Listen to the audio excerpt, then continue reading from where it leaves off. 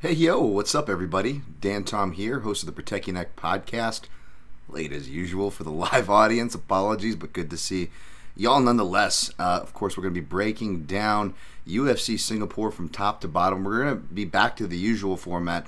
Not that it matters. I don't think anybody really knows I have a format with the comments that I tend to get, even though it's one of the more consistent formats. And for my long-winded ass, I tend to put a cap on actual who's winning and recap it at the end for you if you don't want to listen, which I don't blame you. I know it can be annoying when you're listening. Like, did they make a pick? Did he make a... Anyways, we'll have timestamps up after for the live audiences. But yeah, we're back to the normal format where we'll be recapping the previous week, crying, as a lot of other people like to call it, even though you're just accounting for things even more than the proverbial winners do. But that's what we do. Rain, snow or sleet or whatever the fuck the thing is. We're gonna recap results. You guys know it. Top to bottom there. We move over to the breakdown. Top to bottom there. A little bit of you guys and chatting in between. I still keep the super chat or whatever, like monetization, turned on. I don't deserve any of it. And you guys know that it doesn't matter. I will get to your questions if I can. Anyways. And, of course, we've got some of the regulars in the house who I'll shout off the top. And, of course, at the end, we will recap picks and plays. Of course, you might know me from places like little Troy McClure here, betting analysis via the Action Network, and MMA analysis via MMA Junkie. Yeah, this is a little shit show here where break down high-level MMA on days like today, or nights like tonight. Recording this a little over 24 hours before the fight. Fighters just weighed in. We didn't really get a stream over there that I saw. I didn't really try to hunt one down. I've been kind of running around doing my normal juggling whilst watching tape in between. But yeah, reportedly all fighters made weight, which may or may not affect one pick and or play. Although if you were to pick and play this gentleman, perhaps you do it this way anyways, whether it was a good cut or a bad. We will get to all that and more. All right, we got Rain Lamina in the house. The Zhang Wei Li of toasting that delicious victory. I don't know about that, and a very delicious victory it was indeed. For Zhang Wei Li, it was not for this here show. It was an old reverse sweep. I was like, I didn't write down like what I went for in picks or even just fight picks. Forget plays. I'm like, it was a reverse sweep. Who gives a fuck what I went for in picks? Who cares what the analysis is? It was the results. We got Makoto Kyogoku in the house. Zangang in the house. That's right. Look at that. Zangang is in the house. And definitely a lot to be happy for there for the Zhang team, which may not be in the house. Jimmy Kudo is. Hey, Dan, remember the listeners? No trolling. Please be respectful. Oh, I appreciate that, Jimmy Kudo. Of course, we got Jimmy Kudo, the enforcer, in the house. One of my most trusted, along with another who I referenced, Ghost Phantom, also has enforcer duties as well, so you best respect him like you respect my man Jimmy Kudo. And yeah, I mean, if you want to respect me, you can. I do appreciate it. Don't throw too hard of rocks. Is I guess my guidelines, because I'm so soft. No, just you shit on me all you want, but we'll try to keep the racist and the religious and all the whatever phobic stuff y'all have. There are ways to insult people without having to go there. Dan, great to see you so much. Such a great week. It was, man, and I would love to hear more from you, sir. But we know you had a great week. James Kendrick in the house. I saw you got a shout from Ghost Scouting Report. I did. It was really kind of him, and I'm just more happy to see Ghost getting his due daps. Follow him, by the way. Gave another reminder of that. Try to share his stuff when I can, when he hits me up. He's such a cool dude, and just so happy to see other cool people in the space giving him his due daps, whether it's the Jack Slacks or the Phil McKenzies of the world. So very happy. But yeah, so technically I don't know if I had a part in that at all. But no, that Ghost deserves all the credit there, and then some. So please use this space to shout him all you want. By all means, he deserves it. You definitely won't be taking away from me. We got Super Matito, caught you live 2 weeks in a row. That's right, I recognize you from last one. Solid breakdowns last week, killed it. By the way, I recommended your podcast to a buddy who ended up being a pal of yours. Shout out to TJ. Oh wow, okay, awesome. Shout out TJ. Dan Tom for the win. I appreciate that. It's funny because I did terrible, but thankfully, again, people don't care. Like, oh, it's an excuse. Like, no, I just genuinely, it actually makes me feel better. And again, you guys are all class. No one's like doing like victory laps rubbing in my face or anything like that. Like, you guys share your slips with me all day. Anybody who has privately know I keep that same energy. All happy for you guys. And when it came to that, it seemed like a lot of you guys actually did really well despite me doing terribly. So, you know, I guess maybe the wasn't that bad, the podcast wasn't that bad. I don't know. I can't take compliments, clearly. But what I'm trying to say is that I'm glad you guys at least did well. Rio says in Truesdale in the house. What do you think of people changing picks due to a face-off? It's silly. Well, you're in speculation city at that point, in my opinion. You know what I'm saying? I can't remember it, but there was one guy almost looked scared at the weigh-in, and then he goes and just demolishes the guy, and I was just like, oh, Jesus. After listening to you, I changed my main event pick, so to doesn't go the distance helped out huge. Yeah, absolutely. The under came through for me there. Unfortunately, the under did not come through in the Zhang Weili fight, so I guess we'll recap on that note. We're 5:55 in. Why not? That's a pretty good time for this show anyways. Sean O'Malley defeated Aljamain Sterling. I gave you guys a hedge out opportunity. As like, this is, I smell it. We're doing two. It wouldn't matter at that point, but I was like, we're getting reverse sweep 2 weeks in a row.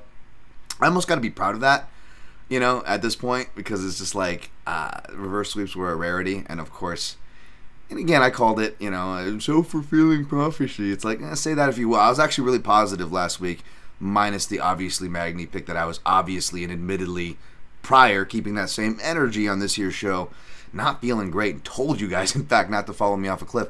Outside of that, I honestly felt great. I thought I was going to have one of my nights, even went down to the book. It lost some untracked plays there. Actually won an untracked parlay, but because it was losing and I didn't get anything posted prior, not that it matters, it's untracked for a reason. It's just when I'm having fun, when I'm passing through the casino. I'm not going to post either, or I know a lot of people won't post their losers at all. They'll only post winning slips. That's just like the Gen Pop, even people in the business, or they'll, you wait till you get a win till you post your losses kind of a deal. I get that. I get it. Believe me, I could use all the help and all the cushioning I could, so I'm not hating there.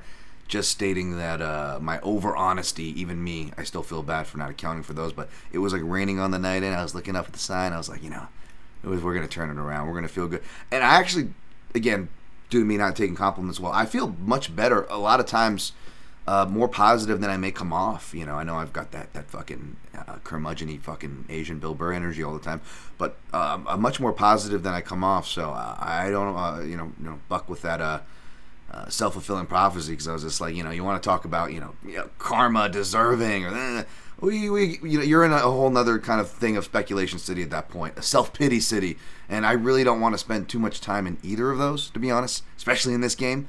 You got to pick up, you got to move, and you got to kind of stick to the facts, even when the results aren't necessarily matching. We'll learn from it where we can. We'll be picking against trend on some spots coming up, folks, in the breakdown. And I'll be picking with trend in some spots, too. So it's like, what do you do? Maybe could end up another night where it's like, oh, well, you picked the process guy over the opportunist here, and it went the opposite way, and it went the opposite way here. Oh, you had the right idea, you just got it the wrong side. Who knows? We'll see what the fuck we're in for. But I'll give you guys what I got so you can fade it or hopefully just cash something. Not to sound like Johnny the Greek, which is ironic, because again, you want to speak about karma. This bad streak really picked up when Johnny was having his bad streak, and I was like one of the few people that was like, listen, go easy on him. It's a tough job regardless what you think of the guy or his past plays or whatever. I didn't follow any of his football stuff or anything. I don't know. From what I've met the guy, he's been always nice and stuff. But I was like, that could happen to anybody. This game is so kind of, this game is so kind of crazy. Jason Herzog recently had that tweet shitting on somebody who just lost a bet and was just, MMA Gamble Bro number 7,000 coming at officials and fighters, right, for their grievances on their tickets. And, of course, it was reductive because not every bet is a 50-50 bet, obviously, both by value, probabilities, props, methods, points, handicaps, whatever we're talking about and the like. But a lot of the time, some guys are lucky, some guys are not. To the picking of money lines, it is basically like a coin flip, especially as a volatile sport of this. So I loved it because, again, it kind of validated something I'm saying, and Jason Herzog doesn't even do my beat, right? But it still applies to where these people get on there such high, they're so negative on these things. I think some of these gamblers who message the fighters and stuff, and I know none of you guys on this show are much more classier than that. But I think it's because, again, what I speak of, and it's not being sour grapes or sore losers. I say this when I'm winning. I keep that same energy there. But it's that the dangers, the heartbreak of being so close and you know, not getting justification, as I feel like I've been in these spots, right, to the spots where you're getting the breaks and stuff, is you can get kind of too high on your horse, right, and think that, you know, just like that thing in life, you think you're an expert in one thing, you make the mistake, you start thinking you're an expert in other things, right, and it's just so funny how loss of reality some of these gambling people can get, because it's just like, at the end of the day, like Jason Herzog said, it's just like your whole world is like a 50-50 coin flip, but you all of a sudden have the wherewithal, information, and expertise to talk about my scope of work. You know, it's really funny in that regard. Wow, Dan, you really started going off on a tangent there. But basically, yeah, it was a big fade. I suck. We'll just wrap it up there, because I started off talking about O'Malley Sterling. And yeah, it was a weird first round. And at first I was like, okay, it was a little dangerous, Sterling playing the kicking and stuff. But like, he survived the first. The second round was the money round that I thought it was, for the wrong guy, of course, right? But I was like, okay, this round he should be getting at it more for the takedowns. And then O'Malley, of course, hits. Of course, you know, again, you know, and I don't disrespect O'Malley's skills. It's more, what I'm speaking here is more just the. Just classic, you know, the hyped guy, you know, Aljo, who, say what you will, you don't have to be a fan of him, but how could you not feel for him just getting booed, you know, like, just all the time and stuff, and pretty clear, you know. I mean, there are reasons, you know, it's completely legit to not like him. That's totally fine, and I'm not, like, the guy's biggest fan here, so I'm not, like, telling you should be, or trying to shame anybody. But, yeah, there are obvious things at play when you see them, you know, giving love to his teammates and stuff, and doesn't matter where they're, you know, adjacent. I know Boston's not very New York friendly, but even, like, you know, the New Jersey or tri-state area, we've seen Aljo really not get that love. And, you know, the hype guy, he was kind of put in the place, and even O'Malley was saying it too, so you can't say, oh, and I'm not saying it out of sour grapes, by the way, because I was one of the people online that was actually defending the stoppage. I was okay with it. So if I was a sour grapes guy, reason number 5,500, whatever, that I would have been on that narrative, but I wasn't.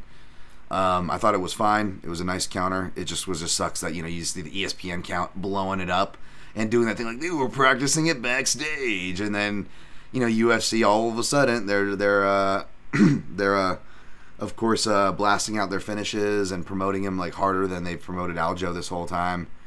And I know he got the belt on those matters, and he's the only champion. It's just like, how much are you going to use one excuse, which people do in life, and hang it over that person's head just so you can feel right, like, or not call the obvious thing, or God forbid bother to explore, open your mind and see, you know, or maybe just have some empathy for someone, God forbid. But yeah, so that's all kind of, that's the more part of the cringy stuff, and just seeing, again, just the hype, the typical stuff, the yada yada. And closing out on a night where I'm just like, you know, getting reverse swept again was just like, ugh, this is very typical. When the hype is winning, I typically am not doing well. It's like, well, Dan, you should learn from that. I'm like, I have on certain spots, you know, betting against fighters I dislike or don't like their style, and I've profited. And I've had plenty of those examples of recent that I can't pull up, not worth pulling up right now. I'm going to push onto the co-main. But there's also just, again, that weird luck. And when I tend to back a lot of the hype guys, that's when they show themselves as hype guys, and I'm like, no, I'm supposed to be a part of the contrarian crew on the other side of the tracks, cheering, saying, we saw it coming, we tried to tell you guys, and instead I'm looking like a fucking square, right? You know, so it's just one of those things, but no issue with the stoppage at all. Props to O'Malley, who I've always respected as a fighter. I just, you know, I don't really get with the other stuff, and yeah, I'm not going to get into personal stuff or his personal stuff. That doesn't really matter. Zhang Weili defeated Amanda Lemos. Unanimous decision. Again, great for the Zhang gang. Shouts to my guys, Ghost and the rest. I know, you know, you guys are all, you know, big fans, and some of you much closer supporters, obviously, than others. But nonetheless, we all celebrate, right? Like you guys said. You know, I will say, this one was just like, I can't feel too bad. There's a bunch of people who had unders, doesn't go the distance. Zhang Weili inside the distances that were right there with me or you as well if you were on that. I was like, oh, how did this not cash? It was just one of those fights, right? And yeah, man, the submissions and whatnot, the positions were there, although it looked like she got pissed and just decided to just start wailing instead of like going for a submission. Not that she would have got it, because again, there's a lot of things that play into these, right? Lemos's improved defense, her improved cardio, which was not necessarily expected as you get later in your career. Not that an old dog can't learn new tricks, but it becomes less of a factor. And cardio is one of those things that tend to go, especially fighters who have fought up multiple weight classes and are cutting a lot of weight and have been and are not just in their 30s but mid-30s range like Lemos, right? So again, a lot of trends that had to have been bucked there, and they were bucked, and that's part of MMA. That's why it is a volatile game. But this is also something good to mention because I mentioned like, oh, Easter egg, may have been made privy to some information that, let's just say, confirmed my analysis. I want to say this. I had somebody like apologize. I'm like, why are you apologizing? I'm like, first of all, I made the plays, and I would have made the plays anyways. A, B, I made the plays before this information. I got any of this information, and C, I'm only bringing it up right now again because not just to follow up, because I did kind of give the Easter egg little sprinkle hint in the last podcast for you guys. But it also just goes to show that, and this is why I tempered it, and you saw me not, max out or only just go a unit. I think, what did I have, like 1.5 exposure on Weili or something like that? 1.88, I can't remember. Yeah, maybe like 1.88 because I did a little Scottie Pippen sprinkle on round 3 as well as the half unit on round 2. But only a unit on the submission prop is my point, right? And it's because, and I've said this before, so this is keep staying congruent with that. But like, when you get any kind of information, it's very dangerous. You almost don't want to. That's why I don't play. Like, people are like, how do you? And maybe it's to my own detriment because the politics and the schmoozing, although that can be detrimental, obviously, if you do it wrong or disrespectfully. I just tend to kind of stay away from that. The whole leaning to the professionalism, because that's so fucking profitable. It got me so fucking far. Clearly, right? That being said, there is something that I do still firmly believe, tongue in cheek there as I may be, which is again, back to this game being so volatile, and another reason why people are so goddamn silly, whether they're crying about their losing bets or thinking they're God's greatest gift because they're fucking just lucky. You know what I'm saying? There's a lot of luck that goes into this. Even with my ass, and as you guys can see, with my losses. So again, I got to keep that same energy, my favorite saying here, right? Even if I'm winning, and I do, that's why I'm so tempered when I'm winning. I'm like, something's always going to go wrong. Part of me, that's just how I'm wired, but also it's a volatile fucking game. Even when you do the work and have the analysis and whatever fucking Dan-Tom jerk-off gif that I'm doing to myself here, right? Shitting on myself here. Still luck involved. Doesn't matter who is there. And that's the crazy thing. And the dangerous thing about it is not just the fact that it shows how lucky luck is involved, that you can, have all the signs pointing one way and still not get a certain result. But the dangerous thing is, and I've seen this happen where maybe you see someone get injured or you get word of it or you see it yourself or something like that, and you're like, oh my God, I have whatever tinsel of inside information, whether it can be seemingly tangible or somewhat innocuous. It doesn't matter. It all feels the same. It all feels like you just got Willy Wonka's golden ticket, and you're like, is this the edge people speak of? Like all the guys front like they have on their YouTube videos, but like, no, I actually just stumbled upon some inside information. It's like, what was that Billy Bob Thornton movie in the woods where they stumble upon the plane, right, with the money? Like that's like your MMA gambler stumbling upon some piece of information. And it's very easy, even if it's, again, on the lesser scale of tangible information, to be like, I have something that the Gen Pop is not privy to. I'm going to go run and max out on it. It's very easy to go justify that because you were like, when else is this going to happen? It's called gambling for a reason, baby. It's good odds. It's made sense. I just picked up this little tangible information. Let's fucking run to the tape. Whatever your process is, whether you're fun, whether you're serious, just keep to that. Just keep to that. So that's a very important thing to mention there for that. But very happy for Zhang Weili. Ian Machado Gary defeated Neil Magny. After the first leg kick land and Neil stumbled, I was like, this was a really stupid bet. Why didn't I just do the thing where, again, if I was more worried about saving face and how I present things to both how I'm right, how I'm wrong on my picks to protect myself, I don't, because I'm transparent as fuck, despite being accused of the latter or otherwise. Yeah, no, I didn't want to do the cheeky thing where I picked Gary for safety. Like, no, everybody knew he's the deserved favorite. But it was the number, right?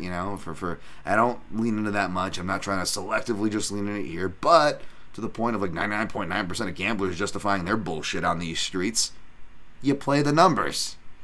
And yeah, I played the numbers. Thankfully, it was only like a Scottie Pippen unit shot there that missed out, and I feel like from my timeline, not that I wish it, by the way, but just because it brings up an interesting point, a more interesting point to take away than my shitty plays, obviously, is it does seem like almost Gary bettors losing as much because everybody betting inside the distance, and I feel for you there. I am not trying to make anybody feel worse about that or give you PTSD flashbacks. I only bring that up to say that that was interesting.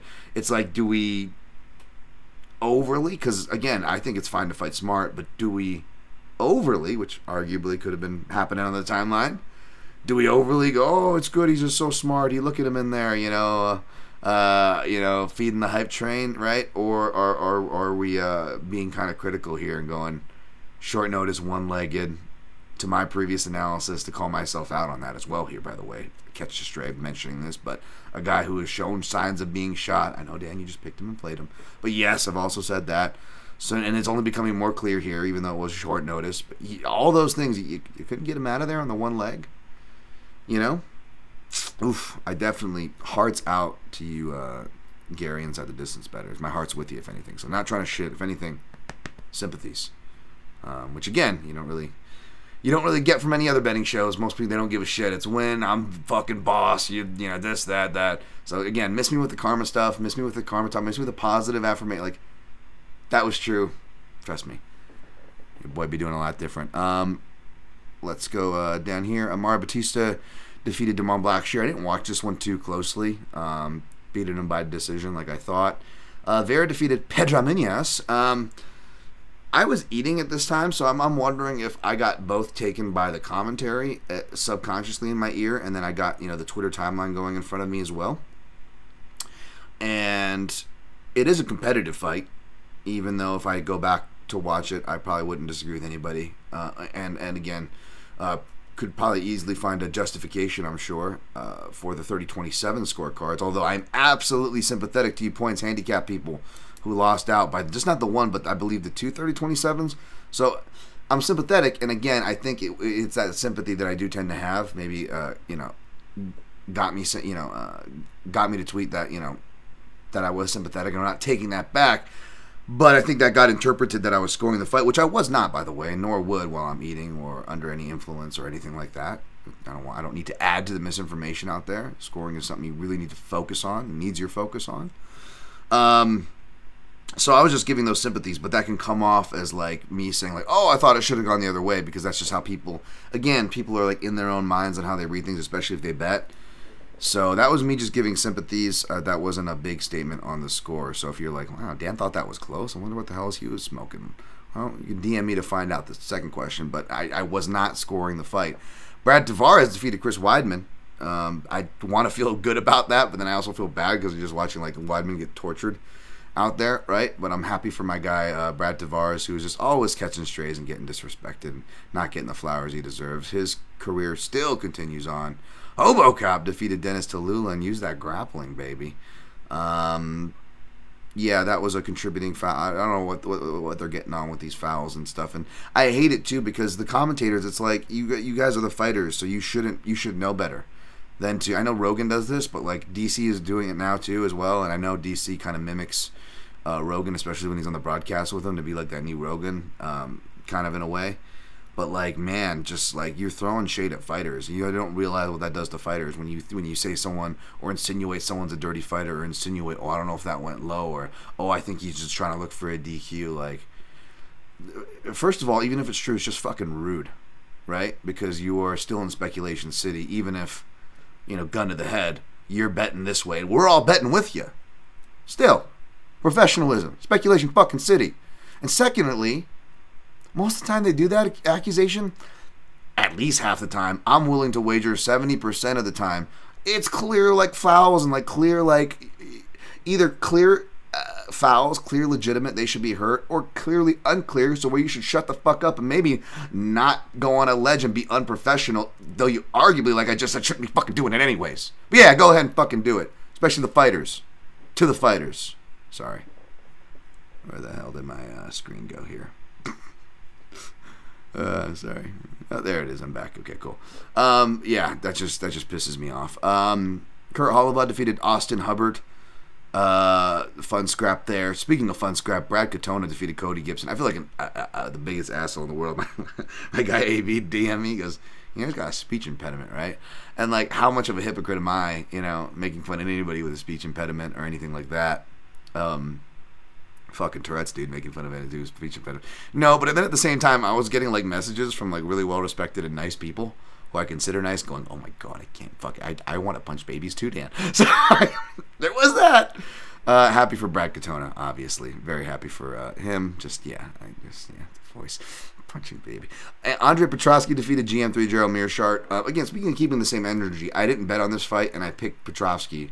But it was classic Dan Tom getting angry for the same things for the decision. And not saying it was a bad decision, just, again, feeling for GM3 more than making indicative scoring statements of that fight. Although, again, I feel like it was big swinging shots not landing cleanly in a close round that took it over the more consistent, little cleaner counters, but they're in between the big shots, classic things like that. Maybe not so much leg and body work in that argument per se, but again, counter fighter, right? That's the other big one. Body worker and counter fighter. I think arguably body worker, counter fighter more than leg worker by a small margin, although all three in the minorities as far as getting short sticks on those, or just in the usual suspects as far as getting short sticks in those close decisions, I should say. Natalia Silva defeated Andrea Lee. Didn't really watch this one. Karine Silva defeated Marina Moroz. I ended up just, maybe it's because I needed a dog shot. And again, that's another thing about getting reverse sweep. Like, I've been in pretty tight, a small thing on Magny, and then I think I put Moroz just in a round robin, right? Because again, I knew it was, the first play of the night, probably not going to go through with my record, both prelims and first plays of the night, even when on the main card. It's almost like an insta-jinx for me, because, again, God forbid, I just don't, I don't have to just sweat out the whole card, right, to eventually lose. And this is another fight where, again, just like the Magny one, I wasn't confident. There's very, very little exposure in this for a reason. And even before they, quote, officially lost, I already knew right off the bat they were going to lose, kind of a deal. So, no crying over any spilt milk on this end. Nothing I wasn't, again, entirely surprised of, that I both called ahead of time, and you could translate through the exposure. But of course, just to make sure, again, because we can't just get the red light, we gotta make sure we're just getting stopped at the yellow light. God forbid I had 2 more rounds of hope before the loss, though, right? Because Marina Moroz, of course, taps with 1 second to go, and it wasn't an arm lock; it was a choke, guillotine. Where you can kind of rest in them for a little bit there, so that was just very, very classic, again, because losing isn't enough, even when you're expecting to, and you're trying to protect yourself, and you're, God forbid, have a healthy mindset, go like, no, let's just fucking twist it. Sorry. All right, and that's the recap. There we go, 28-36. For UFC 292, appropriate visual for how my results were. Again, over, just reverse sweep. That's the results that matter there. Okay, let's jump on over. We'll clean up the chat just a little bit, and then we'll jump on over. Hey, Brad Tashchuk in the house. Remember when Anderson wore a mask at the stare down with Vitor because he was terrified? Oh yeah, that was hilarious. There was some. That's another one. That's some. Yeah, I remember. There were so many so much narrative nation around that. Actually, I'm going to be thinking about that fight a lot if they book Yan Jianan versus Wei Li, because we're going to have, a home country versus home country, face versus heel, all in the same kind of matchup again, right? Ghost has always been awesome. He was just small time when he was doing breakdowns on Drake Riggs' show. More of the chat boys here love him. It's crazy how much he has grown. I love seeing all the love. Great shout to my guy Drake Riggs as well. Drake's old segment for Ghost used to be called Phantom Punch Breakdown. Oh, that's awesome. I feel like I'm slacking. I'm not giving Ghost a... I did talk about getting him on the show. Ghost, follow up on me with DM, by the way. I know I'm not really consistent on these shows right now, so I'm not really following up with anybody in that fact, but man, that's awesome. He deserves it. Makatsu Kayagoku, so yeah, big shout out to him. Awesome. Love seeing that. Will I get blocked if I say the word Aljo Malley? No. I don't know why you get blocked for saying that. James Kendrick, I say this every week, but in my opinion, your analysis is always great. So even if your pick is wrong, I will always respect your ideas and analysis. I appreciate that. I mean, that's what I like to think I'd be there for. But to be honest, I'm more competitive than I realize, and losing sucks, man. So there's just no way around that part of it. All right. Oh yeah. Also to the listeners, don't put racist or bigoted things in the chat. We don't need that kind of stuff. Let's be as positive as possible. Yeah. Appreciate that. Always, there's enough of that on my timeline and when I open up my phone in general, so, yeah. Behind the scenes stuff, a big part of Weili's strategy was to have answers to Lemos switching to southpaw, right body kick, and the right hand down the pipe. Really nice. Oh, yeah. Championship level camps, it's not just the grappling. They got everything figured out, man, and getting analysts in the camp is a big thing, so anyone that can contribute, like my man Ghost or others, and my man Connor's contributed to camps, I guess I have before, small time. I don't really talk about it, but it's really fucking cool to see though. James Kendrick, what do you think of Ghost going after Sean Hume for a bad take on Weili's, being that Lemos' fault for losing? I'm like, I don't know. I didn't see Sean's take honestly, or much less in context. I know he can have strong takes, especially about WMMA. So the fact that my guy had a strong take there, that doesn't surprise me, but you know me, man. I'm not trying to throw shade at other analysts, especially if I don't even have the information. Races in Truesdale. Remember the hard body kick right hand in the 5th round? I don't know what you're talking about. Probably the Weili fight, I guess. Yeah. Just happy that Weili won. Yeah. Synchro Wing. Ian Machado Gary. Which is your favorite name? Ian Machado or maybe Ian? I forgot to say, speaking of Brazilian blowouts, I was like, I forgot. Ian Machado Gary. But since he's not, I'm not here to be Irish. I'm here to be Brazilian. Maybe that's why he didn't get quite the finish there. All right, let's get on to the fucking breakdown, shall we? All right, 32-13. Let's go. UFC Singapore. UFC Fight Night 225. UFC Fight Night Holloway versus Korean Zombie. UFC Fight Night Holloway versus Jung. Max Holloway, minus 950. Chan Sung Jung, plus 590, depending. It's all over the odds for Max, but it's all 700 and above, so you're... Unless you want to parlay him. I'd say bet Max by decision because I went rounds 3, 4, and 5. That's right. I think I got... What did I get? It's on my thing. I'll pull it up. But yeah, I know. Wow, Dan, you really know foreplay. All right, you just jump right in. I'm trying to. Why? Well, does it really matter? You guys just gotta fade it, right? And I'm not blaming you for that, by the way. I'm just saying, what's the point, man? Let's get the lines here. Yeah, which my bets, you motherfucker. Plus 700 round 3, 0.33. Plus 800 round 4, plus 1,000 round 5. I did little Scottie Pippen's 0.33 U's on all those. So that's just under a unit exposure. So if he gets done in round 3, that's essentially just over a unit and 3/4 profit, minus the other 2.33s. We get to round 2. I think it's just over 2 units profit once you minus out the spending for the others. And then if we get to round 5, I think it's like 2 units and 70.75 or something and some change once you minus out the other rounds. So you don't stand to make too much, but as long as Mac gets a finish in those max heavy rounds, I think we should be good. But yeah, man, is this, does his chin finally crack? Because if it does, the shots that Jung can and will be landing early will be potent, from the flying knees to the cross hook counters. It could look like that Max versus Jose round 1. As far as the shots that Jose Aldo hit Max with in their first fight back at UFC 211. And as Max gets older, he's going to have more trouble taking those shots, but I'm not banking on it. He hasn't exactly shown those signs. He's looking older just because he's getting older. It's just human nature, right?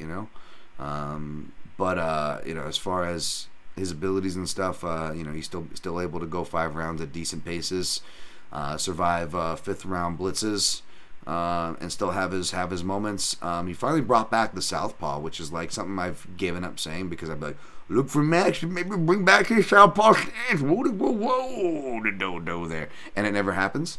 And then of course he finally does it to Mare Allen.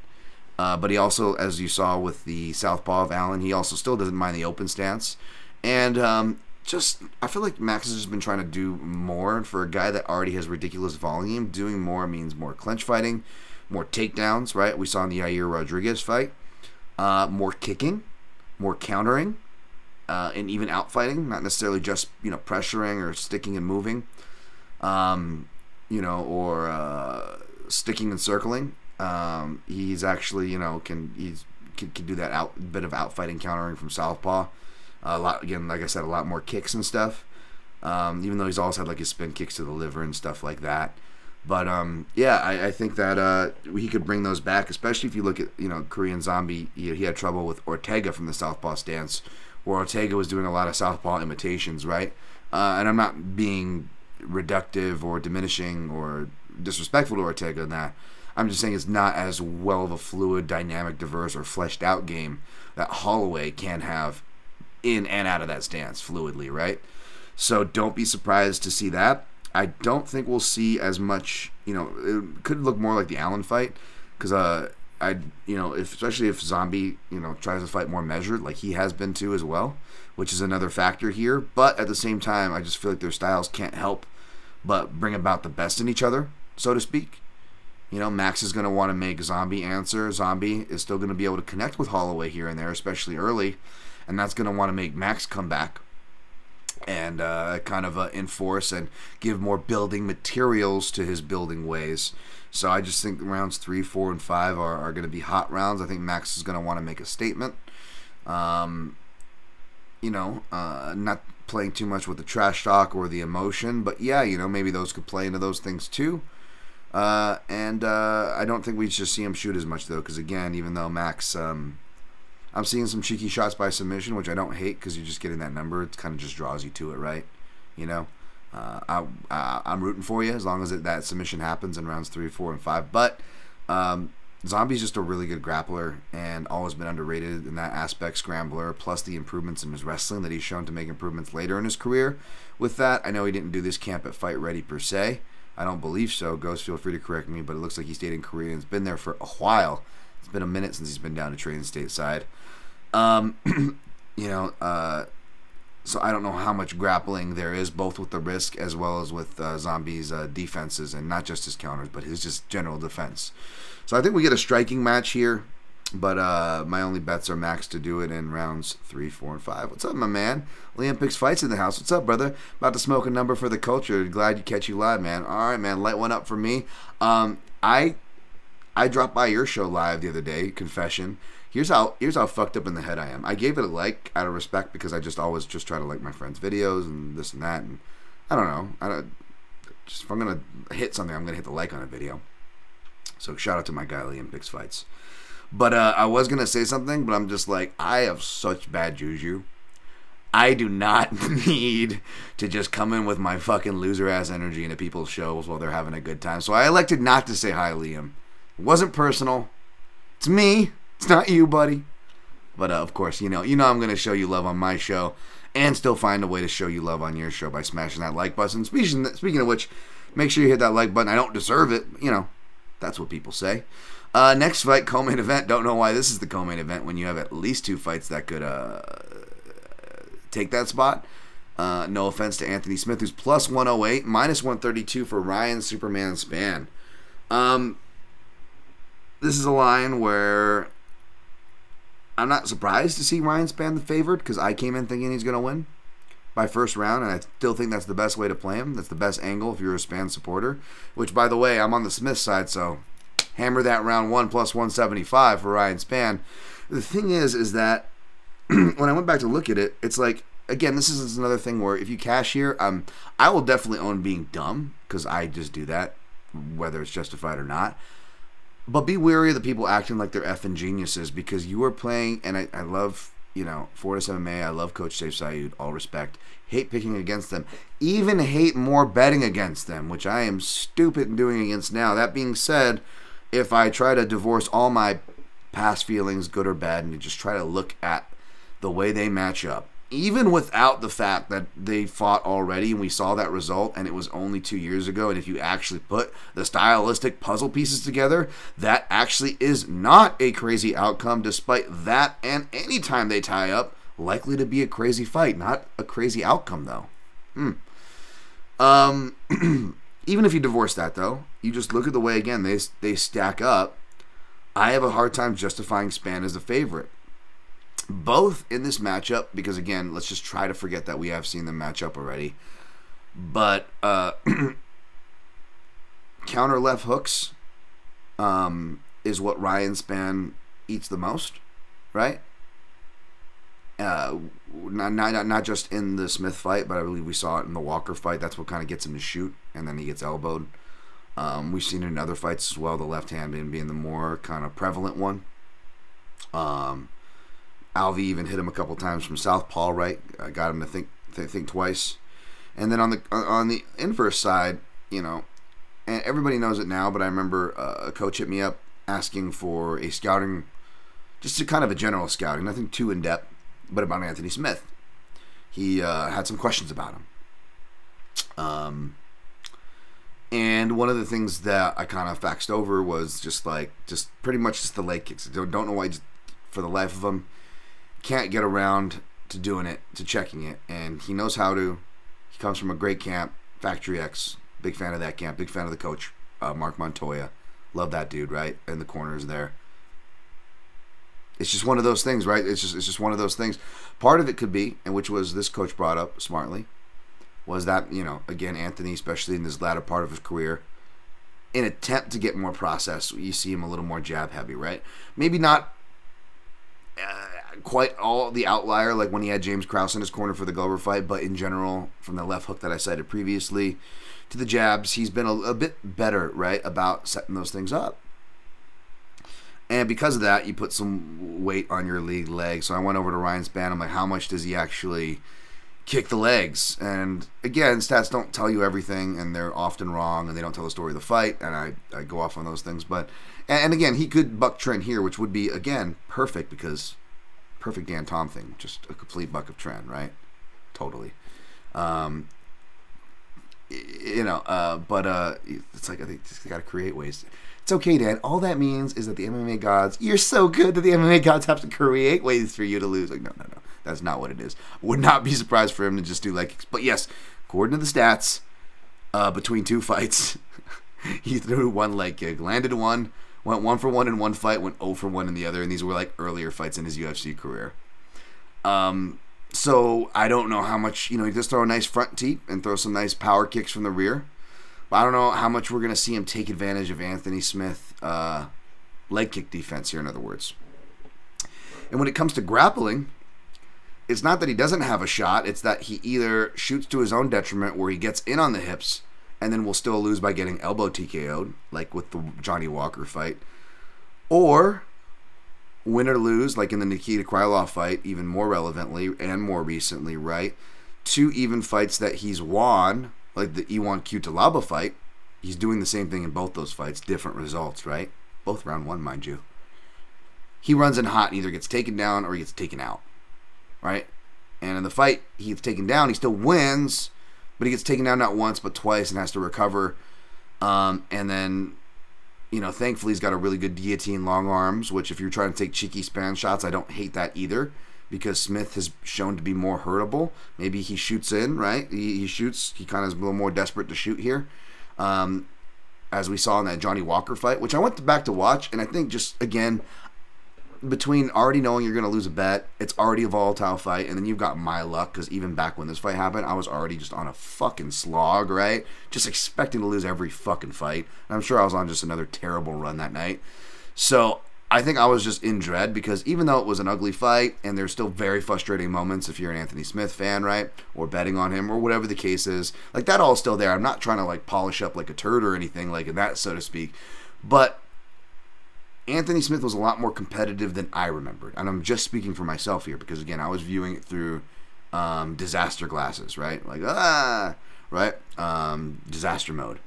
And, you know, you look at it, you're like, okay, he's sloppy and he gets countered, but he does get the takedown. And I don't know why he's looking at his corner instead of throwing elbows and trying to soften him up at the end of the round there, which is really frustrating. But you're like, he's getting to these positions, and I'm not trying to say, oh, me and this was right, but no, he was getting and trying to get to the positions where he had advantages of, and he just didn't do what he was supposed to do. And also, rewatching it, it wasn't even so much that, again, Smith looked more impressive than I remembered, but also, this probably plays into my recollection and feeling rewatching it, is that kind of like with the Ian Gary and Magny, perhaps not as obvious, right? But it was just like, what are you doing? You've got a hurt man out of here. Even the commentary's like, Smith looks like he could be out of here at a certain point, and then Johnny Walker like lands like a big flying knee, and Smith staggered, and Johnny Walker's still kind of just like, because he's still trying to fight out of that kind of Kavanaugh, find his style, am I too conservative, am I too wild, right? And yeah, it was like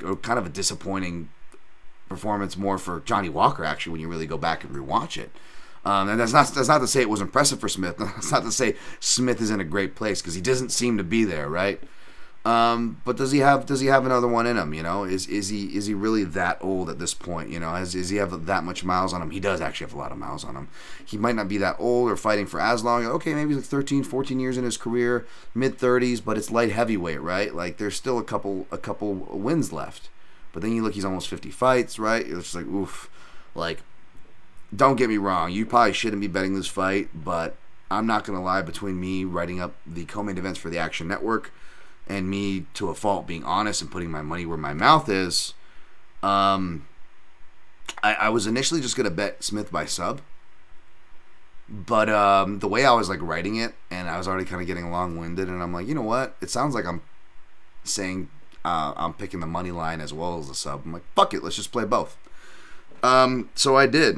And, oh, Dan, what are you asking for? Look at you. That's not responsible. Oh, you're playing.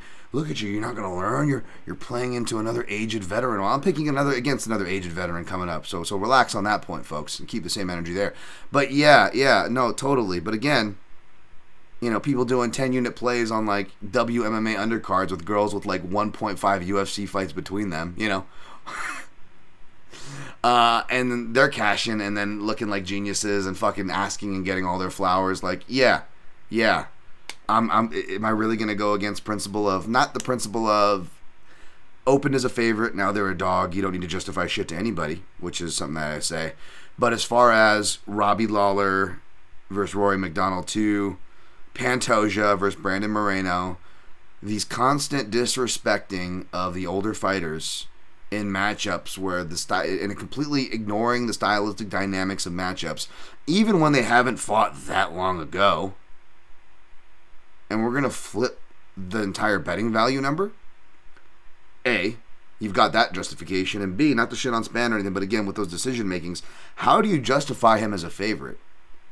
How do you justify betting him as a favorite? And how do you justify either of those two things in this matchup that he just lost not too long ago? Right?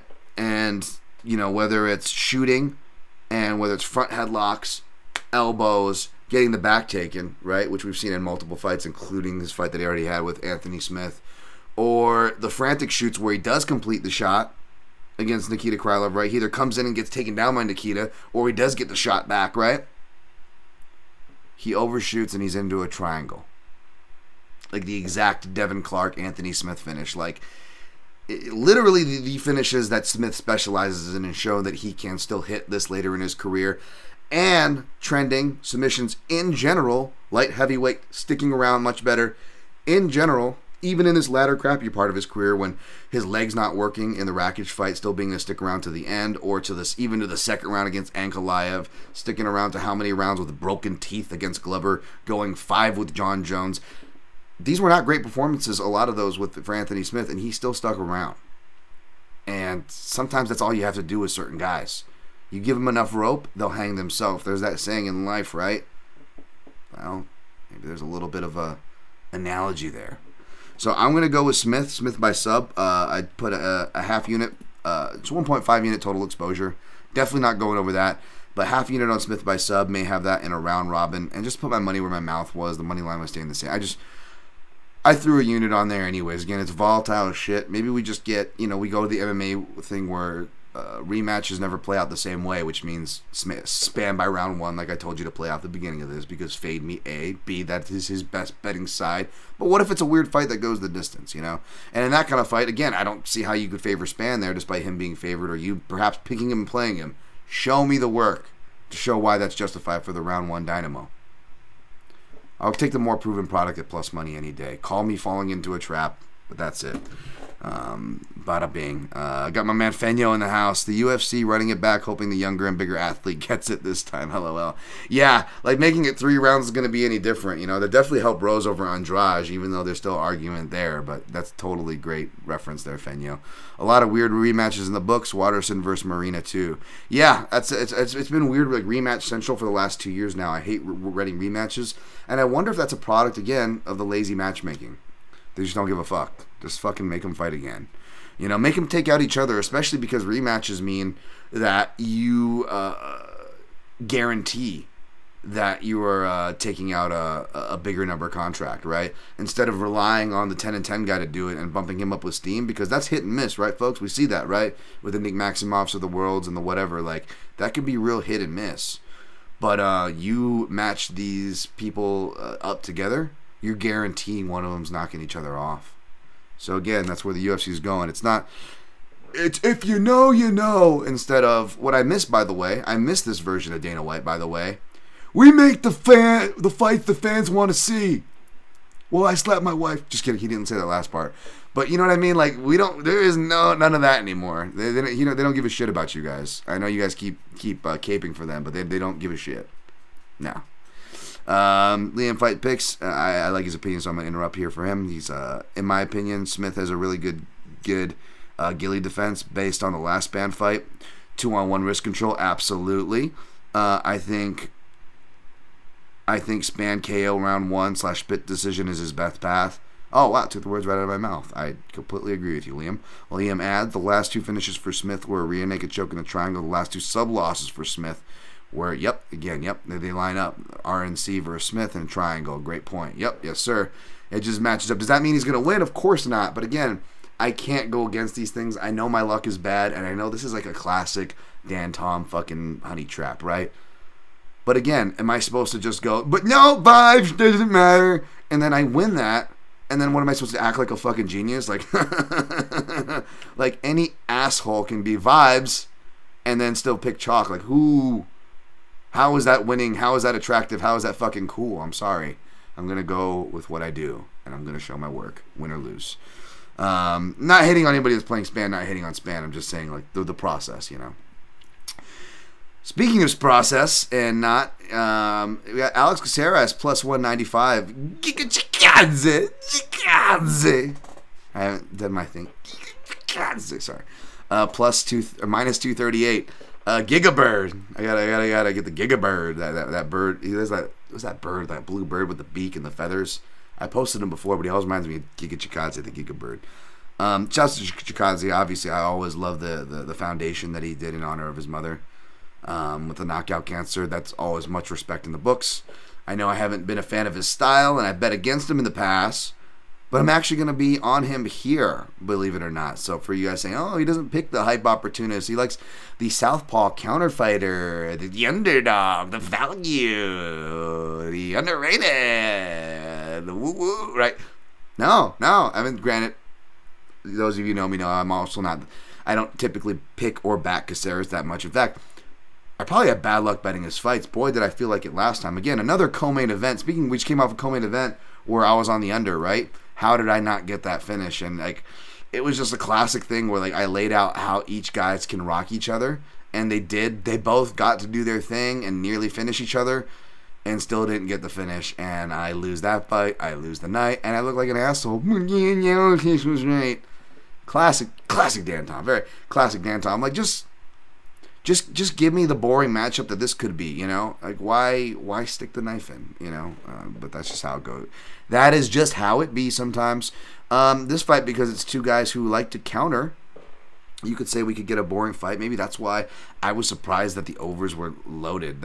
For me, I'm just looking at unders and inside the distance, right? Like, that just feels off. But I get it because Giga Chikadze had a decent run of decisions, right? Before his last fight was a decision loss, but, you know, he had those round 1 finishes, which is what he's accustomed to. You look at kickboxing, it's either close, narrow fights, he gets it done early, or it's close, narrow fights where he's winning and coasting and hoping to win off of his damage. The more damaging moments, especially earlier on in the fights, in the rounds, right? So this is a classic where maybe you look to bet Caceres round 3 for sure. Maybe round 2. Round 2 is a weird one because I could see either guy getting a finish in round 2. Perhaps I would go maybe like 60/65, 35, 60/40, more Caceres. Having an opportunity to get a finish in that round, right? But Giga round 1 is what I'm looking at. I'm actually going to pick him inside the distance. Basically, I picked Sung Woo Choi, who we'll get to, and, you know, he obviously was overlooked, overvalued, and on a downward trend, whereas when he met Caceres, Caceres was undervalued, and on a upward trend, right? So there is that benefit of hindsight. But the analysis, or whatever, was a second round KO, because I wasn't sure if he was going to get it done in the first round. I think I had Choi and some other things, but second round was a cheeky play, I believe, I wanted to say. And he rocks him in that round, but then comes back, or maybe he rocks him in the first round, I forget. I know I had Choi KO in a round robin, but I wanted to say I was on a round as well, whether it was a prop sprinkle or for the official pick. And it was just, remember it being one of those annoying ones because he had Caceres but then fouled him, right, or something like that. And he actually had Caceres rocked, and I remember doing the work on that one where it doesn't really show up under knockdowns or results, but Caceres has been rocked a lot. Even since moving up from bantamweight, where he was having real trouble from that, right? Where even in fights where he wasn't knocked out, like the Rolando D fight, he was like, "You're lying, you're a liar." Like, he was not remembering what round he was even back then. Both guys have more experience, on paper experience, which is tricky given their age. They're both roughly around the same age in that mid-30s mark, right? Not too old, I believe, younger to mid-30s, but Alex Caceres, you've got traditional martial arts in street fighting, whereas Giga Chikadze, you've got traditional martial arts in kickboxing, right? A lot of that accrued mileage there that you also have to account for.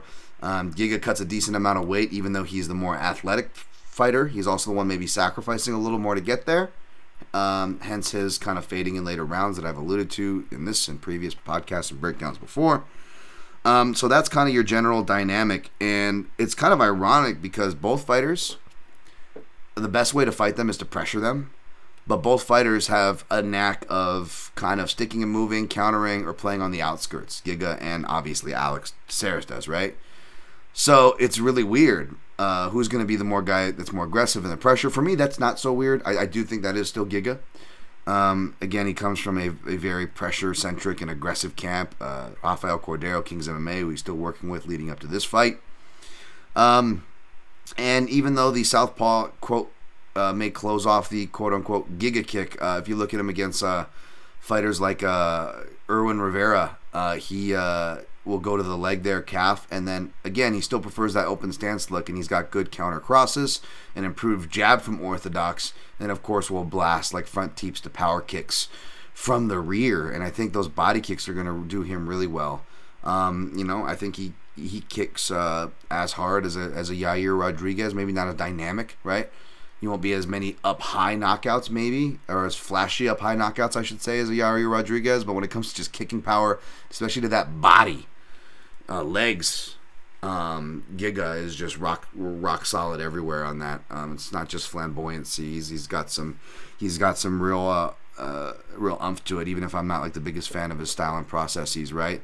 So I'm actually going to take a flyer. I know Alex hasn't been finishing round 1 since he, again, back at bantamweight to Francisco Rivera. But, again, I think we got a different, completely different style. But we got another hitter here. And it's weird because they are, again, Giga is not far, is not much younger than Alex. They're like within like a year of each other, I believe. And, it's kind of weird because we haven't seen him in a minute. He's been training for a lot of different fights. He's had Tapology list 1, but he's had like 4 or 5 opponents. Shout out to Aaron Bronstetter in his interview on the TSN MMA show. But if you look at and it made bets on who is the fighter that is the fighter they're going to be at this point. It really has been. That's Alex-Caceres, right? And by default, who's the more likely to improve fight to fight? That's still Giga. You know, he's still much younger in his MMA years, and he's had all that time off in multiple camps. So what kind of, you know, what kind of stuff has he improved on? I didn't get to see how he looked at the scale, but he did make weight apparently, right? So that was kind of a worry there. But again, I'm not expecting him to take over against Alex-Caceres in round 3. Could he win a decision? I mean, this is favored to go the distance for a reason, but I feel like it's overly favored there, and I feel like you are more than justified to take any sort of angle, whether it's playing an under and Caceres round 3. So you got your hedge for an early Giga finish, and then you've got Caceres round 3 to catch in case it goes past the under mark, right?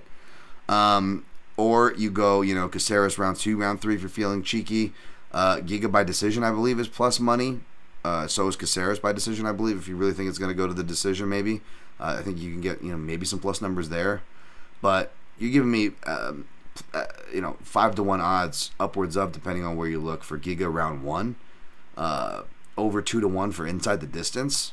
That's probably where my money's going. Depending on what I round robin, I'll probably round robin something there, and you know, I might use that for my prop squad. If I still got to look at Parker Porter, if I ended up liking him or not. Spoiler alert. But if I like him by sub, that'll be it. If not, it'll probably be Giga round 1 for my prop squad, which I'm gonna write all that stuff. Probably do an all-nighter right after this show wraps. All right. Hour in. Let's get through the rest of these faster. This one should be fast because I didn't do tape on it. Rinya Nakamura minus 850, Fernie Garcia plus 575. I remember being impressed from what I saw from Rinya Nakamura. I've seen him in scouting stuff before, and then he had the road UFC appearance. I haven't rewatched it, I'll be honest, but from what I remember, I liked it. Just struck me as a bit raw. So seeing that kind of a number is a bit surprising. But from what I remember about Fernie Garcia, I'm not surprised that Nakamura is the favorite. Check out my quick picks and prognostications. I don't think I'll be picking a dog here, but maybe, you know, to see what I come up with and have a little more words to give you there. Excuse me. My nose is... Nope. The spirit of Conor McGregor did not... It came and went. No, just kidding. Thought I was going to have to sneeze there. All right, next fight we got Aaron Ice Cold Blanchfield. I'm not sure why this is in the co-main event. Minus 150. Tyler Santos plus 122. I always think of a Talia Shire. You can't win, Rock. We need money. I was like, ugh. Show us what you really care about, Adrian. Jesus Christ, Dan, come on. I think Adrian was just a little mad after my sexual escapade with Mickey. Jesus, what version of Rocky did you watch, Dan? Listen, Stallone was in some films, all right? There's a cut out there floating around. All right, back to this fight. Jesus Christ, Dan. Santos back in Singapore. And, man, I mean, she's got like a Malhadinho-looking jailman boyfriend, and she just looks jacked. Like, is she going to start having tough weight cuts getting to this weight as well? How old is Tyler Santos? That could be something to watch out for, which could be a reason why she isn't too heavy on the output. I mean, even in her 3-round fights, you can make excuses maybe for the counter fighting of Shevchenko, first 5-round affair, serious. But, like, her pace is ultimately what separates these two for me.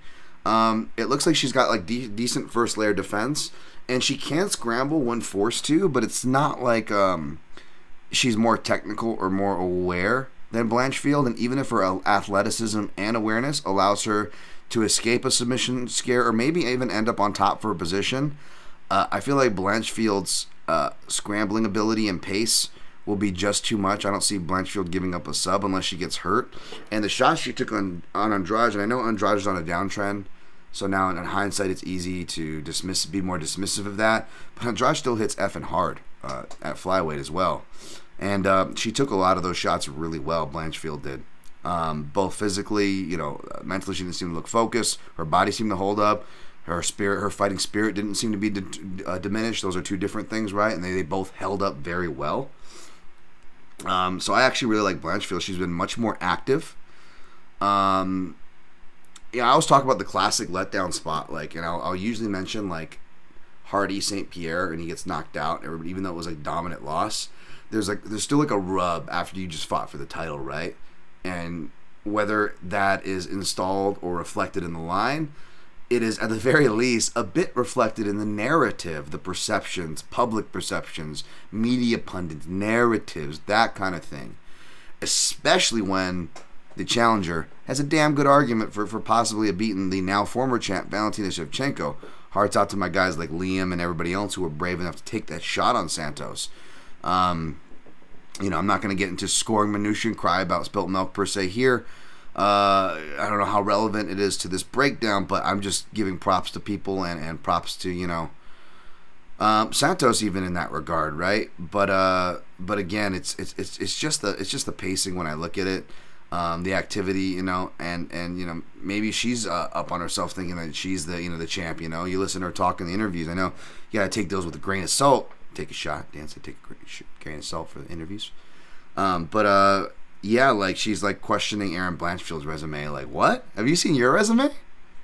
Like, I don't know if you really, like, not that Erin Blanchfield has like the best resume in the world or anything, but like, it holds up just fine to yours, in my opinion. Slightly different, of course, but it, again, if you look at that Tracy Cortez fight, there's a good argument she won that fight. I didn't rewatch it for this time around, but I rewatched it pretty much every time I've done Blanchfield tape. And I do wonder that maybe this fight is another fight that, in a different way, tell me if this makes sense.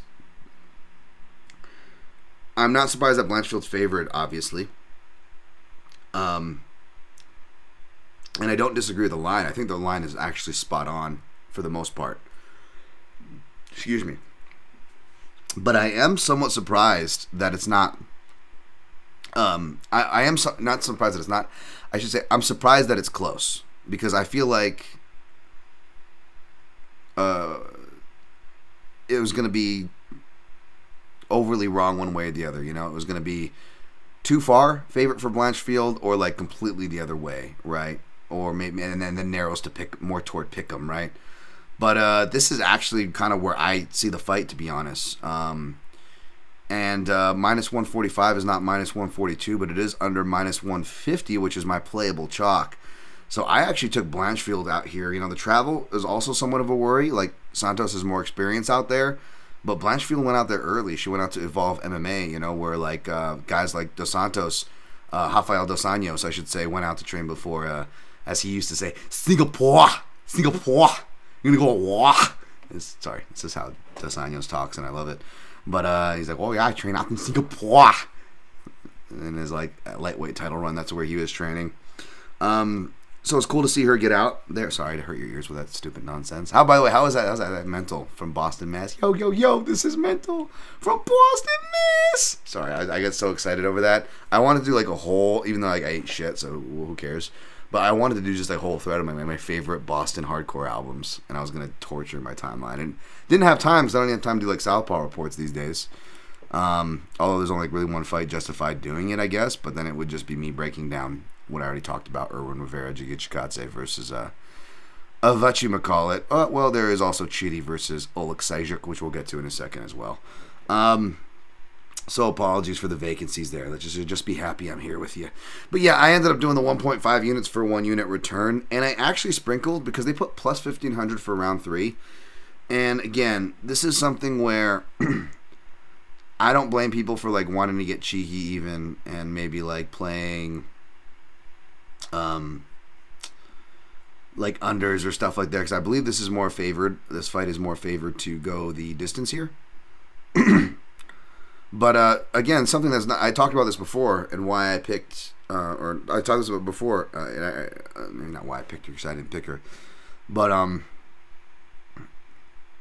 as far as finishes for Blanchfield, I remember making that case because let me see, under, yeah, everyone thinks this is going over, it's going to decision. I don't know, I just took a small sprinkle of Blanchfield round 3, because even though I do think she's the more skilled grappler and could submit Santos, I think she's going to have to hit her with a bunch of strikes, wear her out, which I think that pace will bring about the best Santos. But if that best Santos can't compete, stop, and obviously stop Blanchfield in some sort of way, standing or on the floor, then I feel like it's just going to be diminishing returns that Blanchfield by rounds 2 and 3 is just going to be pulling away. And it's another one of those deceiving things where if you look at those Blanchfield fights where she goes to decision, even going all the way back to her Invicta fights, I remember doing the tape for this, there are near and like, oh, how did she not finish Sarah Alpar? Like, she arguably did and should have finished Sarah Alpar at the very end of the round. It was just one of those things where she didn't get to the finishing position, and the person was able to survive. There were arguments to stop it both by strikes, and then she ends up closing it with this, trying to close it with a submission, and like it's at the very end of the round. Like, she is literally finishing at the end of round 3 or at the end of both rounds 2 and 3 in literally at least 3 or 4 of those decisions that span from her last Invicta FC win, which was by decision, to her first 3 / I guess last 3, however you want to look at it, UFC decision wins. So they're by decision, in other words. But my God, it is not for her lack of trying, and there are very, very near spots. So yeah, give me just a small 0.17 U round 3 Erin Blanchfield plus 1500. That'll get us an extra 2.5 units, over 2.5 units, if that cashes. Otherwise, we're just looking for pretty much a clean unit hit, maybe giving back a little if she doesn't give round 3, but pretty much a clean unit return for Blanchfield. I just feel like it's a better fighter, and it's one of the few playable chalk prices on this card. Justin Tafa was not Junior Tafa. I was getting all confused. It was Junior Tafa, not Justin Tafa, and Best Fight Odds has it wrong, which wouldn't surprise me.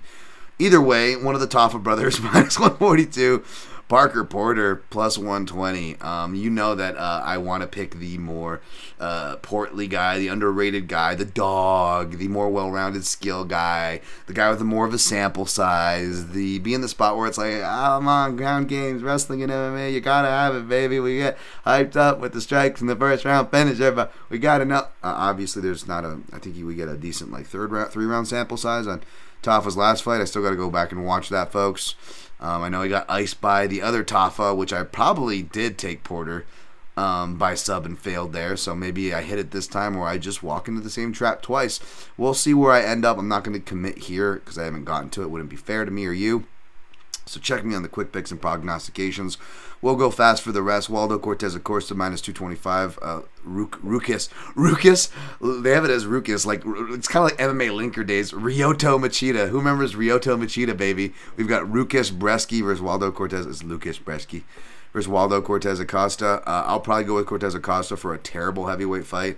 So surprised this didn't end up on the main card. Although, of course, they're opening it with Parker Porter, who I love. But come on now.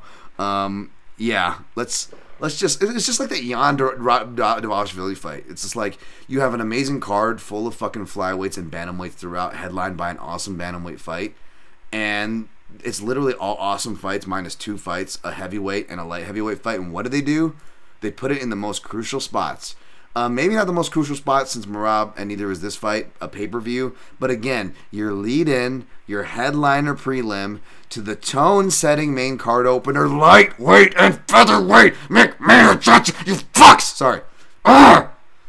Get it through your head. Even fucking as shitty as Joe Silva was, he fucking nailed that. Did he not? Did he fucking not? No. Heavyweight slogs. Why not?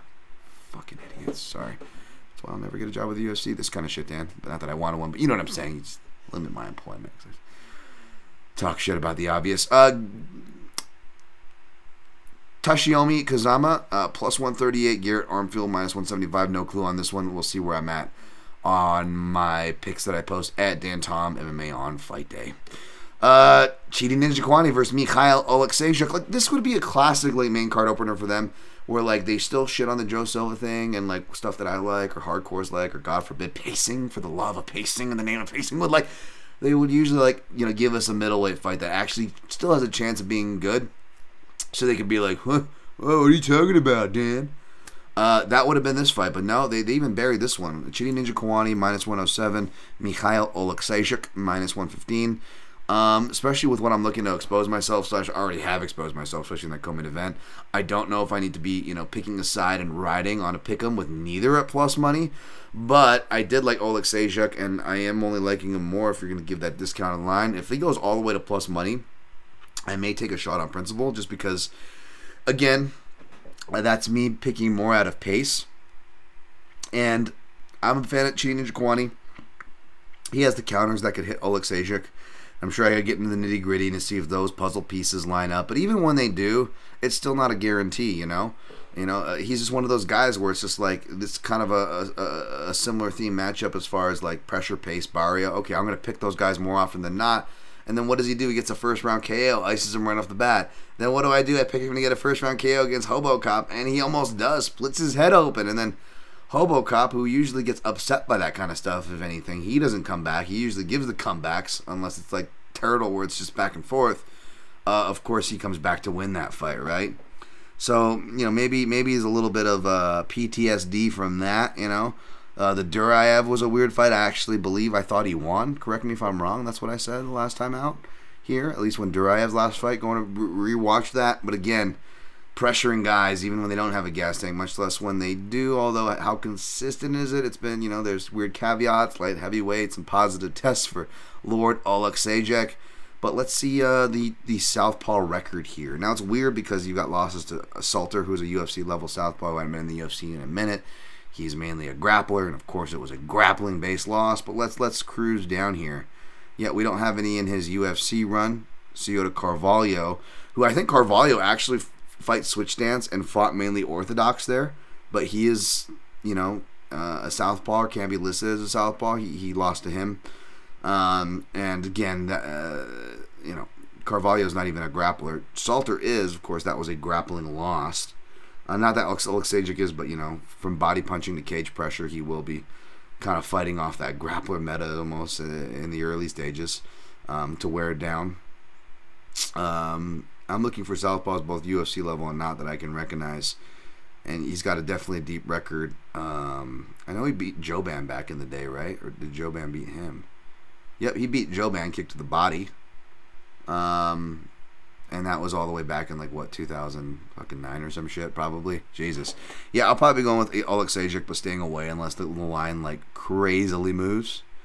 I'll clean out the rest of these really fast. Rolando Bedoya is a big favorite. Minus 310, plus 240 on Song-Bedoya. Again, like I said, Song's usually kind of brought at least at this point, it feels like. Don't be surprised to see a Bedoya pick, but ain't no way I'm playing that chalk. Billy Goff plus 116, minus 142 on Yusaku Kinoshita. I'll have to look closer into this one. I like Kinoshita, but, he's a Japanese southpaw, so surprise, surprise, Dan Tom likes him. I know he, definitely hit some young man speed bumps, and it made us pump the brakes. Perhaps that's why the line coordinates there. He opened at minus 150, so you're maybe getting a discount on him. Some money coming in on Joff. Definitely going to try to look into that one if I have time. Probably won't look into Aldridge 150, Liang Na plus 520. Actually, you know what I will look into? What is Aldridge round 2? Because Liang Na is pretty wild, and then she gives it up, and Aldridge has gotten some wins in round 2. Plus 430? Holy shit.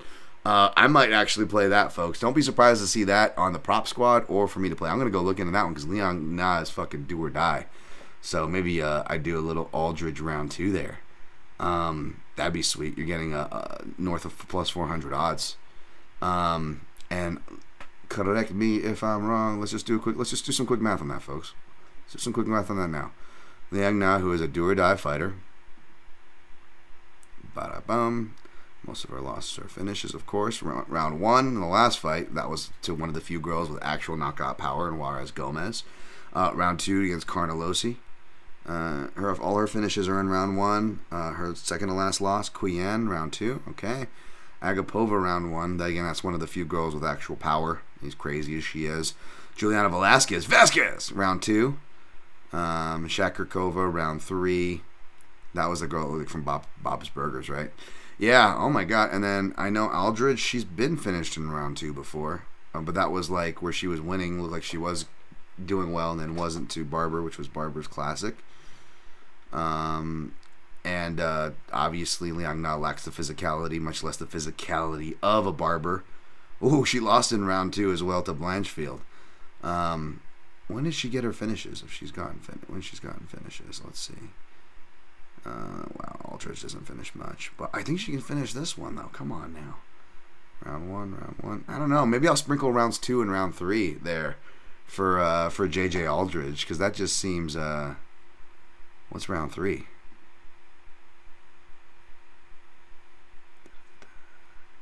700. Yeah, I might sprinkle on those, actually. And it's right on the below the card, so consider that a loss. All right, lastly but not leastly, Seungwoo Choi minus 59 versus Choi-Errens. Choi-Errens. Sorry, I feel like I have to say it in an overly Danish or Dutch accent. Choi-Errens. You got to see Choi-Errens like a Henry Wolf. Come on, Jono. Don't quit. Where's the rumble I know? Stand strong. Come on, stand strong. Choi-Errens. Stand strong. Sorry. I also wanted to do like a, what do you call it? The Sound of Music. Wow, Dan, Sound of Music reference? Really? Wow, fucking Christ. Who's your audience here? Because the captain reminds me of Henry Hoof. Like, all right, line up, children. He blows the whistle and they all line up. And then there's the one kid who's kind of like offbeat and he's still marching on his own. And like, I wanted to do one of those edits where you put names next to the thing and that makes it funny. And for the person who's not lining up, I was going to make that Dreykus, but Dreykus didn't end up staying with that camp, and that camp actually doesn't seem to like him because they all seem to call him out for some reason. So, anyways, I don't know what to say about that. I'll probably go with Seungwoo Choi, but I would stay away from that. Seungwoo Choi, not trustworthy, and this looks like it's probably going to be a wild one. All right, see what the chat says. We'll clean up the chat, and we'll get the fuck out of here. 120, not too bad on time. Let's see. Fenyo, basically, if you're making like 100K per fight, UFC will match you with other guys in your pay tier to get rid of one of you and make room for contender series fodder. Yep. I mean, what were they saying? Like a third or over a third or 2/3 of the roster is now close to 2/3 of the roster was contender series. Like they were actually like just like bragging about it on their broadcasts. Economics, baby. Makoto Kyogoku, you think people are going to fade Lemos after that poor display of fighting last week? I don't know about that. I feel like she overperformed, if anything, if I made a point at all. Liam picks fights. I think that Shevchenko's wrestling is criminally overrated. Yeah. I mean, it was, and hopefully it shouldn't be after what we've seen recently, right? Between her last two fights. Taken down by Pena, Maya, Santos, and Grasso. Absolutely, sir. Liam picks fights. Nunes in both fights. Sarah Kaufman got a takedown. Absolutely. It is the obvious crutch, but again, with the limited sample size, especially in the divisions that she competed in, it took a while, right? It's not so coincidence that those are being fleshed out as the division is actually having somewhat interesting growth in contenders finally, right? James Kendrick, can you do your Irish accent and say you aren't here to be Irish? I'm not here to be Irish. I'm here to be Brazilian. But I can always do the more McGregor one. You know, and by the way, like, what the fuck? Like, I'm not even trying to hate because, again, even though I came off as a hater, I was the guy going, no, this guy's actually skilled. He's going to knock out D-Rod. Like, I got past that shtick, those growing pains, if you will, before. But, oh, my God, does he not help himself with the McGregor stuff? And it's crazy because I see people, like, I respect on the timeline going, like, this guy's nothing like McGregor. I like Ian Gary. I'm like, what? Like, the whole, oh, look what he said. Tell the teacher mode that he went with the Magni line, which obviously, you know, wasn't the best trash talk. Very, very poorly said, even if that's not what he meant. Like, not well, not great, right? But still, like, we can't see what's going on there, folks. Do we have to really? I'm Team Gary. And like he's even doing like, even when he talks, like he's doing the Conor McGregor like coked up guy about to tell you business plans at the party. Like he's not fully hunched like McGregor like this, but he does the thing where he goes when someone asks him a genuine question, like you know, how do you feel? It is, you know what? And he's got to take the mic and put the hand on the back. And he doesn't do the full crunch like this because McGregor does this now. He's like, and he's like doing that Buzz Lightyear like to Woody, like, look, cocaine, fucking coke everywhere, coke everywhere. But like he does this, let me tell you something, fucking Joe. I've been here 3 fucking times, and I don't fucking know. And he's like doing his whole like thing, like, take toys. I'll go take fucking toys here. Just wait, like he's just going like, I don't know, like. He does the posture and everything, like the coked up guy posture. I don't get it. Ghost Phantom, what happens if you bet both fighters in a fight? You can't be wrong, correct? I guess, you know, part of me in fights like the Caceres and Chikadze fight, part of me wants to go Caceres 2-3 and Chikadze round 1, but you know, that exposure adds up. You got to kind of decide how you want to play those numbers, and round 2 is a bit sketchy to me. But yeah, there are fights where you can do that, right? All right, unless there's any more questions, I'm going to clean up and get the fuck out of here and recap my picks and plays. So, Get them in if you can. Hit the like button. Appreciate it. I don't really deserve any of that, but, it's cool. I'll take it. Sorry I don't have my shouts or notes. I don't even have, like, my bets and stuff written down. I've been kind of just firing by the hip, but I've given you guys everything I'm on or thinking about. There's more than enough to pick from. We'll see what I end up making here. So we're going to go taking Holloway over Jung. Taking Smith over Spann. I'm asking for it there. Taking Chikadze over Caceres. Asking for it there too, probably. Taking Nakamura probably over Garcia. Taking Blanchfield over Santos. We'll see if I take Porter over Tafa. Check out my quick picks and prognostications at Junkie. And for the rest of these, make sure to check out my picks on Fight Day at Dan Tom MMA. But I'm leaning toward Chikadze-Acosta over Brzeski. Leaning toward Armfield over Kazama. I like Oleksiejczuk over Njokuani. It's just whether or not the line makes me make a play that I don't want to make on Oleksiejczuk. If the line makes him the plus money, I'll take Bedoya over Song-Bedoya, but I would not play that chalk. Definitely going to be looking at Kinoshita over Goff, but check me on Fight Day for both picks and plays there. Especially for this one, not so much for the pick. Going to take Aldrich over Liang-Na, but going to look to play Aldrich round 2, maybe even round 3 there. Sprinkle on both those. I probably will be doing that. Don't be surprised if that's a prop squad play either. And we'll probably pick Sungwoo Choi over Choi-Errens. Jano, stand strong. Sorry. Does he train with Henry Hoof too? It's going to be hilarious. Choi-Errens. Sorry. I'm not going to say it, but fucking, I'm fucking calling for the chopper and shit. Picks go. I got a Holloway round 5 plus 1,000. I think round. Let's see it. God damn it. Holloway round 3 plus 700. Holloway round 2, whatever the fuck it is, or round 4, whatever the fuck it is. Round 5 plus 1,000. I think it goes like 7, 8 plus 1,000 as far as like those go. Let's see. Yeah, that's what it does. 0.33 U's on each of those, so just under a unit exposure on Holloway. Fucking a unit and a half exposure too much on this fight, no matter who you pick, because we all should probably stay away from this. But I'm going to put my money where my mouth is, play the analysis, and the plus money of the more proven result and fighter. Anthony Smith, 1 unit plus 107. Smith by submission, half a unit plus 420.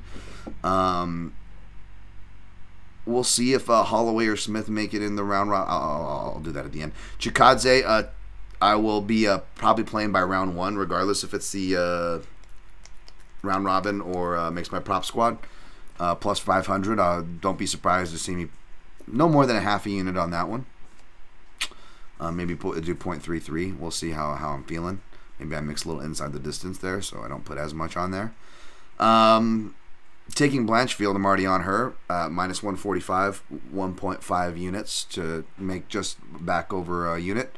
But I also did a little flyer 0.17 plus 1,500 on Blanchfield in round 3. If I like Porter, I may play him outright. And definitely going to look to play him by sub in a round robin, if not by outright. Prop squad, if I like what I see. Who knows? Maybe I pick Tafa. In that case, I'm staying the F away from that. Again, Oleksiejczuk, if it goes to plus money, and especially if it goes to plus money, and I didn't like Porter enough to play him or something, so I still have like a dog shot in my chamber. Maybe I fire out on him if that line flips. And again, don't be surprised if it's on my prop squad or we see round 2 or on a round robin, but round 2 and round 3 probably for Aldrich. So I feel like she can clean up there and get back on track. If it's a round robin, maybe I go round 2 Aldrich, or unless I feel more comfortable with the choose Parker, but I really don't. So it'd probably be like a round 2 for her. Maybe I put round 1 or by KO, depending on what I'm being limited to for Chikadze for another leg. Maybe I put Blanchfield round 3 as a leg. And since I'm already overexposed on Smith, I don't put Smith by sub, but maybe I put like Holloway round 4 on there as a leg. And maybe that'll be my round robin if they let me do that. Sometimes I get my numbers limited. All right. Jimmy Kudo, great showdown, no trolls and great analysis. Appreciate you guys. Thank you, Jimmy Kudo, as usual, sir. Thank you, Ghost, as usual. Hope you had a great week, my man. Love all you guys. Hit the like button, share, subscribe, all that stuff. It helps motivate me. The positive messages I appreciate. I know I'm not as good at focusing on them as a negative, but you guys know me. I try to reply, and they really do mean much more than they may seem, much more than you think. etc. So thank you guys for the positive ratings and reviews, the likes, the shares, the love, the positive messages. Good luck on your picks and plays, and always protect your neck.